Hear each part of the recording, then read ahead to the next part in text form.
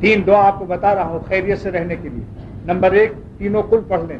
قل هو اللہ احد، قل اعوذ برب الفلق، قل اعوذ برب الناس، تین دفعے بسم اللہ شریف کے ساتھ، تین دفعے صبح، تین دفعے شام.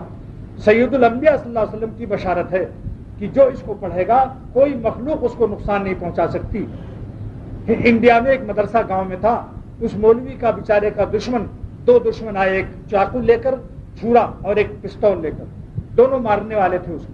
اللہ والوں کے کبھی دشمن بھی ہو جاتے.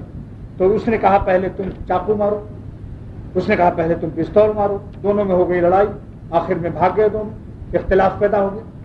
تو اس نے حضرت کو بتایا، مولانا شاہ ابراہیم صاحب کو، کہ حضرت آپ نے جو وظیفہ بتایا تھا آج اس کا کھلا ہوا میں نے کرامت دیکھی کہ 2 دشمن آئے اور آپس میں لڑ کے چلے گئے.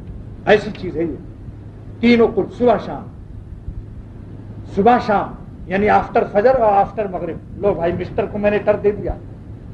بلو آپ بتائیے مسٹر لوگ خوش ہو گئے نہیں؟ کیونکہ مسٹر کو ذرا تھوڑی سی ٹر ملنی چاہیے. آفٹر میں ٹر ہے یا نہیں بتاؤ بھائی؟ آفٹر فجر اور آفٹر مغرب یعنی فجر کے بعد اور مغرب کے بعد تینوں کل پڑھ دیا کرو صبح شام. قل هو اللہ احد، قل اعوذ برب الفلق، قل اعوذ برب الناس. حضور صلی اللہ علیہ وسلم کے الفاظ ہیں کہ تکفیک من کل شیء، یہ وظیفہ تمہارے لیے ہر چیز کے لیے کافی. کوئی شر، سانپ کا شر، بچھو کا شر، پڑوسی کا شر، جنات کا شر، آسیب کا شر، کسی قسم کا ڈاکو قتل کرنے والوں کا شر، سب سے محفوظ ہوگے انشاءاللہ.